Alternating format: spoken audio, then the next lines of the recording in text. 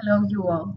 My name is Beatriz Erazo, and I want to say thank you to Foro de Estudios en Lenguas Internacional in the year 17th version for giving me the opportunity to share something with you online.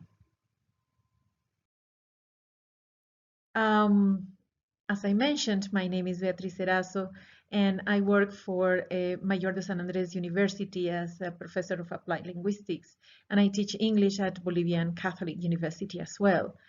I am the academic director of English Tech Bolivia, and I am part of TESOL International. Currently, I am serving as chair-elect for the English as a Foreign Language interest section.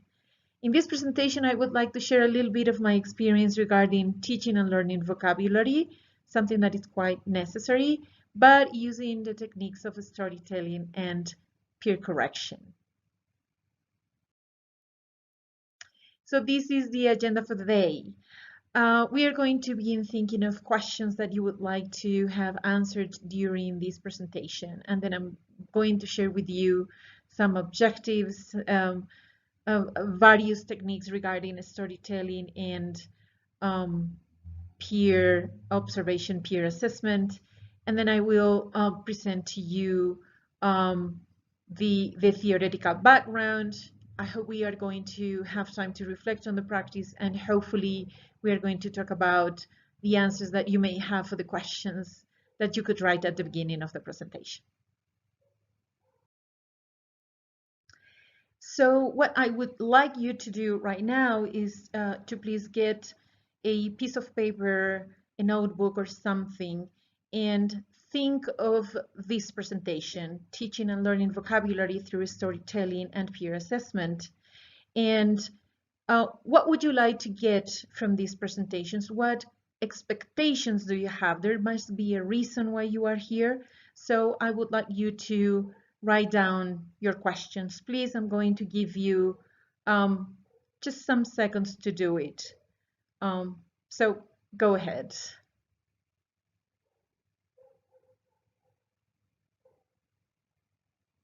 Yes, just take notes of all the questions that you think you may have regarding this presentation, please.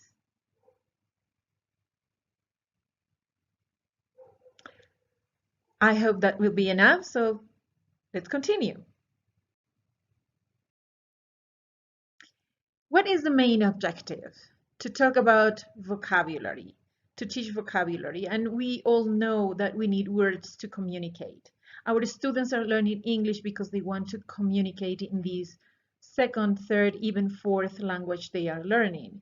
So we need to think of the way we have learned these words, this vocabulary, and try to come up with different ideas on how to teach vocabulary to our students. So from my personal perspective, I remember that when I was learning the language, I was given lists of words that I was supposed to memorize the meaning, and then maybe we had some tests about them. Probably that was not the best approach to learn.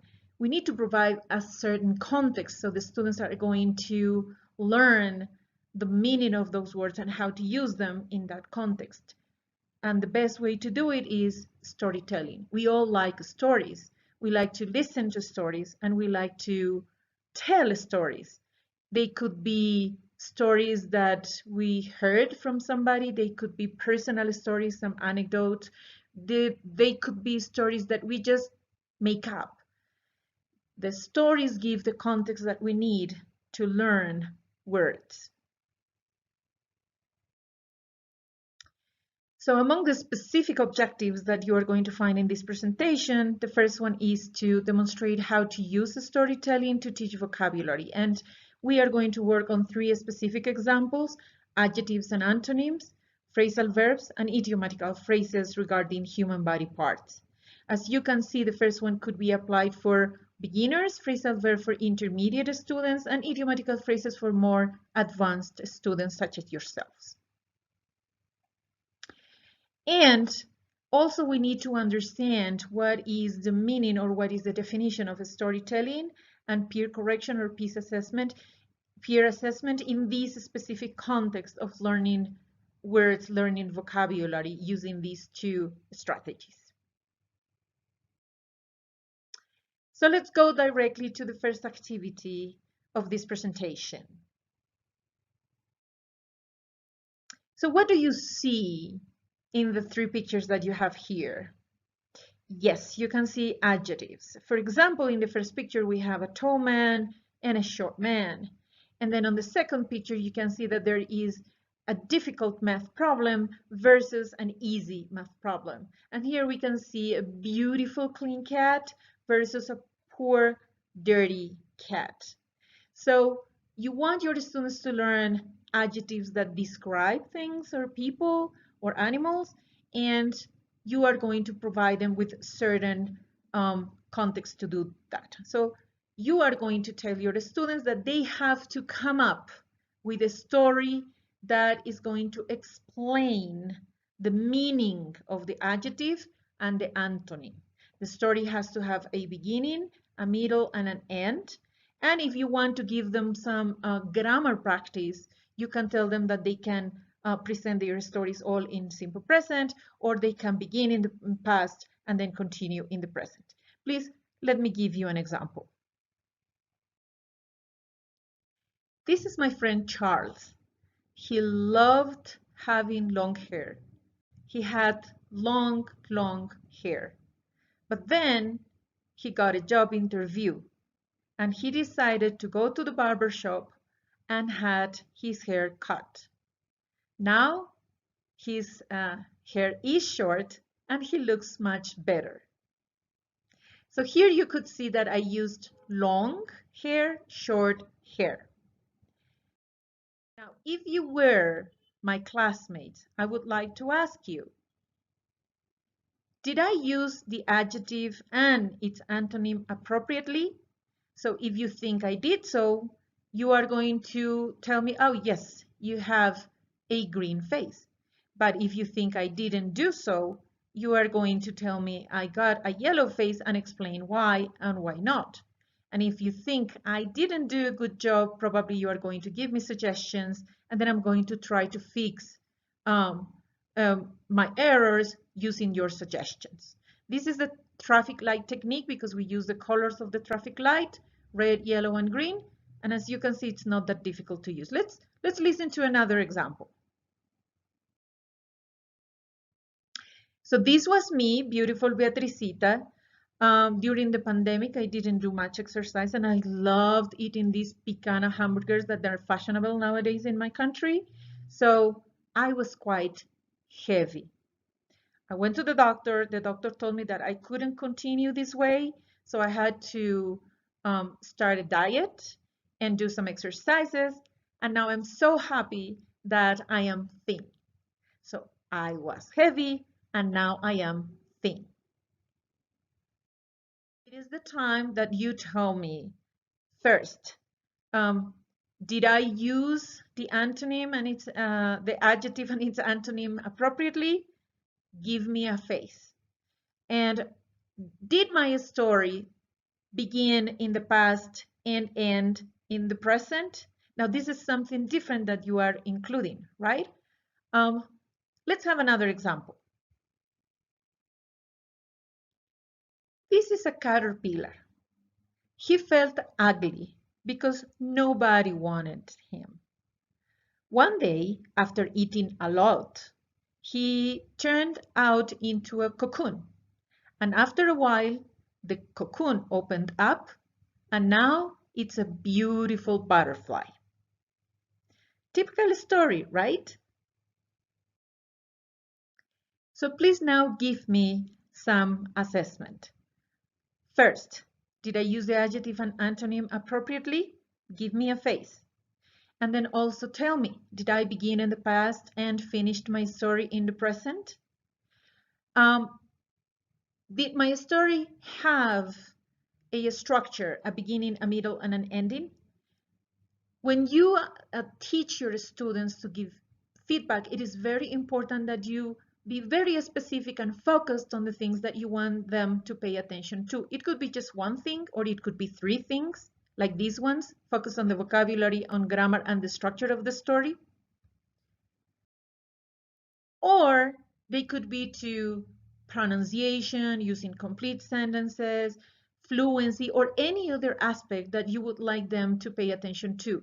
Now, you tell your students that they are going to be working on this before they do the activity. So while they are working on it, they are not going to be only learning the vocabulary, but they are going to be practicing other features as well, such as pronunciation or fluency or accuracy, for example.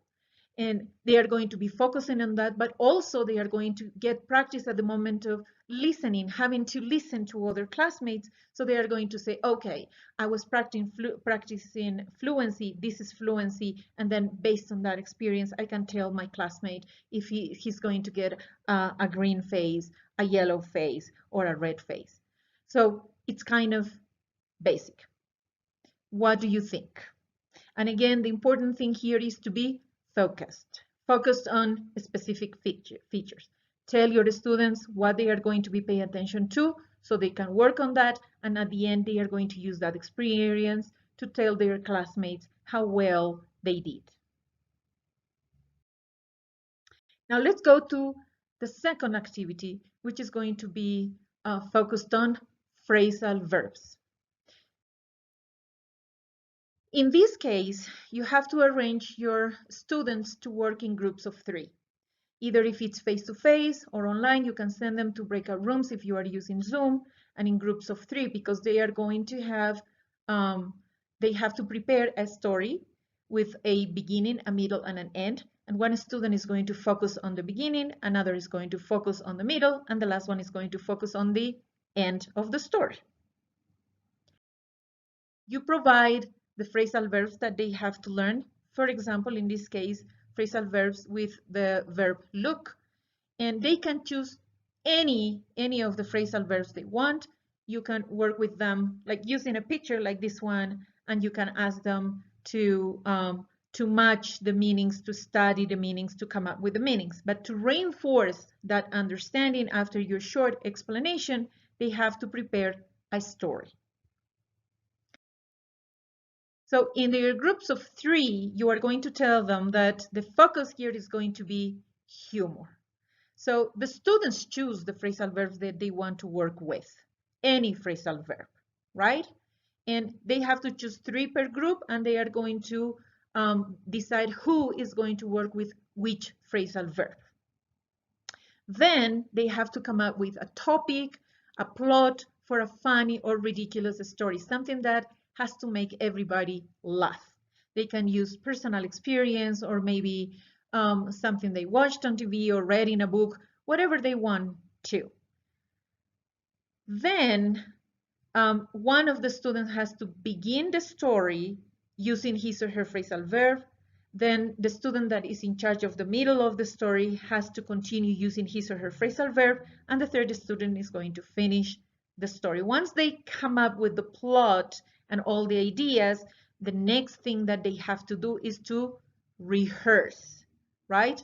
They have to rehearse who's going to do first, second, and third. And they have to get ready because then you are going to ask them to go in front of the class, and then they are going to present their story. Or if you are doing this online, they will have to start their videos and tell the story taking the appropriate turns. You visit the different groups and provide any help that they need. And the most important thing is that they have to use the phrasal verbs, giving them the correct meaning. So then comes the moment of peer assessment. And you are going to tell them, okay, we are going to give prizes. When I'm teaching face-to-face, I usually bring candies or chocolates. You can give badges or applauses or maybe some extra points to your students, depending on how the class assess them. So you can say the prize for the funniest story goes to group 1, group 2, group 3. The most important here is not just saying why, not saying just who got the funniest story, but they have to explain why they think it was really funny. And funniest, among all the others.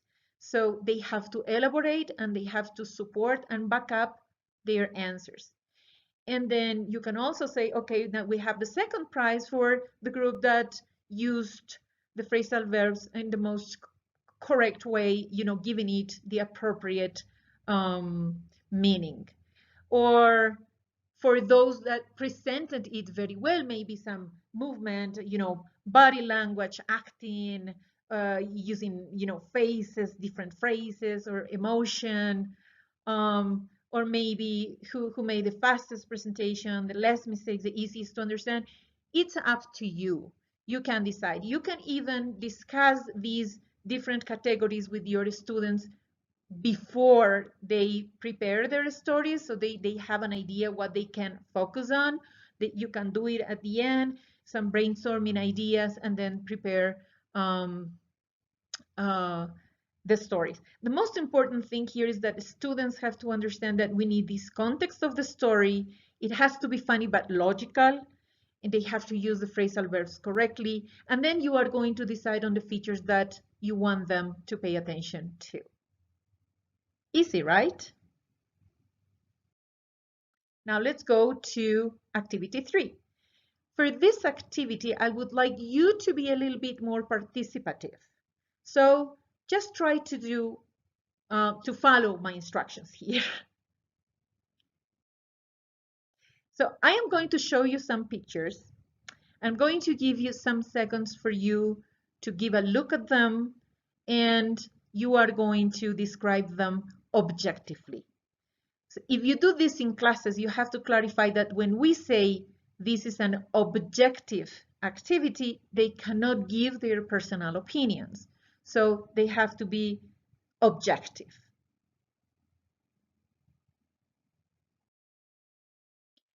So you are going to imagine that I am one student giving an objective description of the picture. I may say, I see a man, he's got brown hair, he's wearing a green t-shirt and beige pants, and he has one foot inside of a vase, and based on his face, it is not easy for him.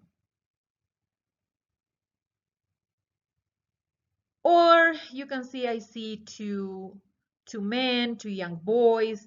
They are facing each other there. They are one in front of the other, and they are looking at their eyes in a very direct way. And I see something weird. That's not objective. I see a man that he's holding two hands on his own hands. And here there is a man that is feeling lots of cold. He's wearing a wool hat, a sweater, and mittens, and there is snow on one of his shoulders. So try to motivate your students, not giving their personal opinions, right? Not like maybe he is living in Alaska or something like that, just to give an objective description of the pictures that they see.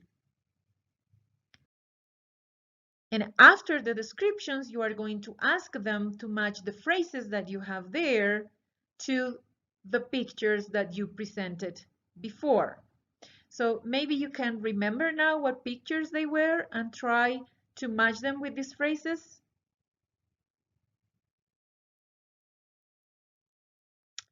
They never seem to see eye to eye. Carlos is giving me the cold shoulder.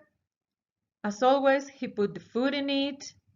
I need a pair of hands to finish this job. So after they do this matching, then you can go and tell them, oh, these are idiomatical phrases. Idiomatical phrases regarding the human body. You see eye to eye, giving me the cold shoulder, put the food in it, a pair of hands. So now the students know what is the vocabulary that you want them to learn. Then you tell them, match the idiomatical phrase to their corresponding meaning. So you give them some time. I'm going to give you like some seconds for you to do that. So when we say a pair of hands, the definition would be a person who can do or is doing a job. And then when I say to not share the same views as somebody about something, that is not to see eye to eye. And then to say or do something that upsets, offends, or embarrasses somebody, to put the foot in it, and finally, to treat somebody in unfriendly ways, to give somebody the cold shoulder. So now students were focusing first on the literal meaning, the picture to the phrase that was the literal meaning of this idiomatical phrase, and now they are dealing with the connotative meaning, what it really means. You can also tell them that we have similar idiomatical expressions in our own language. In my case, it's Spanish.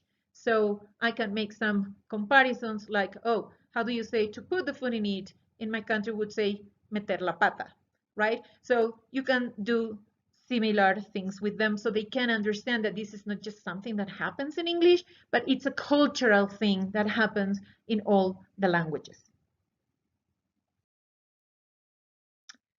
So how can your students use these idiomatical phrases to come up with stories? This time you are going to ask them to think of an anecdote. Yes? So an anecdote is something personal that happens to the person. And students are going to choose the idiomatical phrases. And students can choose the same idiomatical phrase if they want to. Of course, you're going to provide more than 4, so they are going to have more diversity at that moment. So that is not really important. The important thing is that they can find something to relate to. So the anecdote can be a personal anecdote or could be an anecdote of a family member, a friend, or somebody. The important point here is that they have to use the idiomatical phrase in a way that anyone that listens to that story is going to understand the meaning of that idiomatical phrase. So they can prepare their story, you know, take some notes, get a beginning, get a middle, and an ending of their anecdote.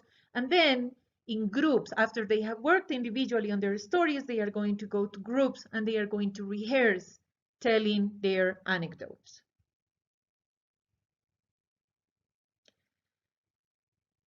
And you are going to ask your students that at the moment of sharing their stories with their groups, they have to focus on the meaning of the story and also the story itself, how the classmate tells or shares his or her story with the group.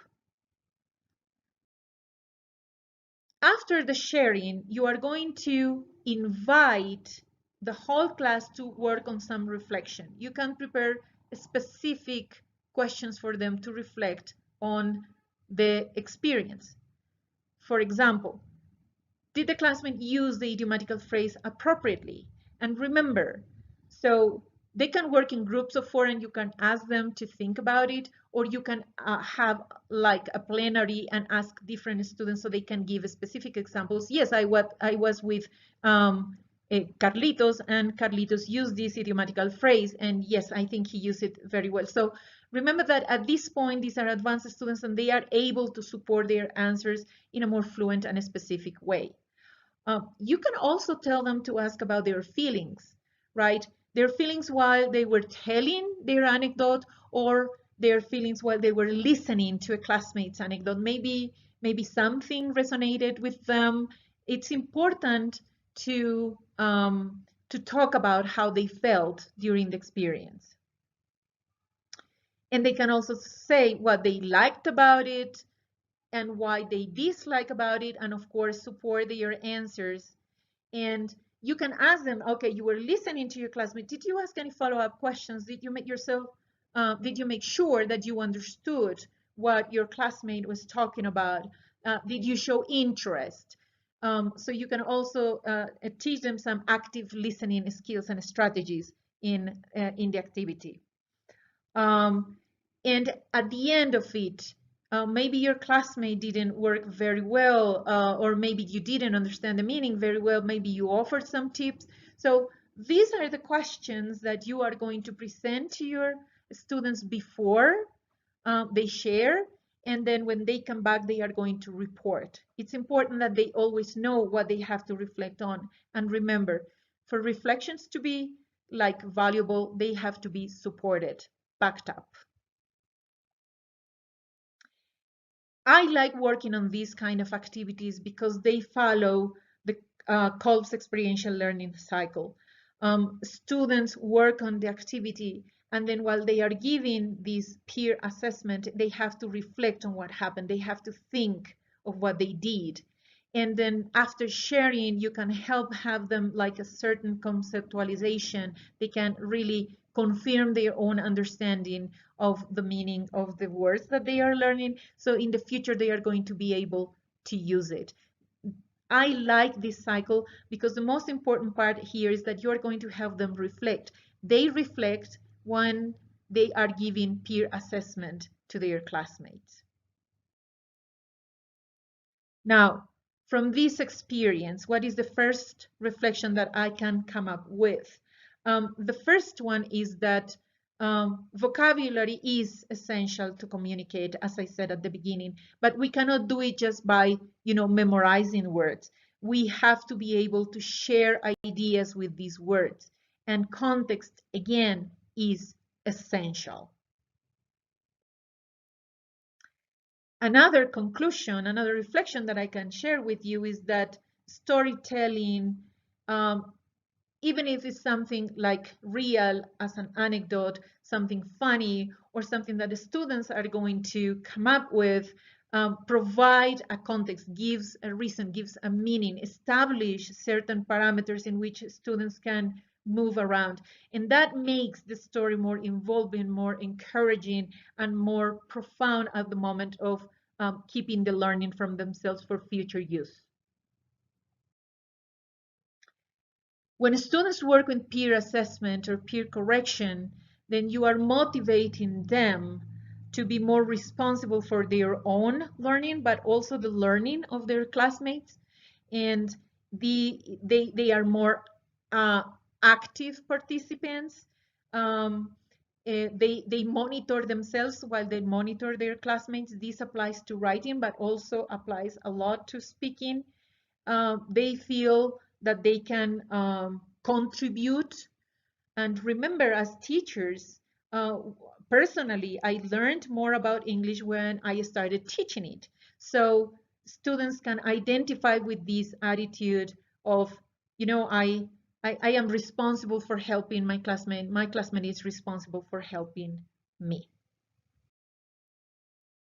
A final conclusion that I would like to share with you is that when we combine storytelling and peer correction, the learning of the students is deeper because it is personal. The activities are student-centered, and students can see that they are really using the language for something they are familiar with because, in their own languages, they tell stories. So it's practical for them. I would like to ask you also to reflect on the presentation that we have just had. What did you learn in this presentation? Is there anything you liked about it? What was it? Why? Maybe the opposite. Is there something that you did not like? Why? How did you feel during this presentation? What would you like to do with this learning in the future? Do you think you can use these in your own classes? And now I would like you to go back to the piece of paper that I asked you to get at the beginning and give a look at it. The questions that you had at the beginning, were they answered? Do this activity with your students in your classes. Tell them we're going to talk about this topic, or we're going to talk about this vocabulary or this grammar issue or this content, and prepare questions. And if after your class they have answered your questions, you have satisfied their expectations, most likely. These are my references. And I really hope I have satisfied your own expectations.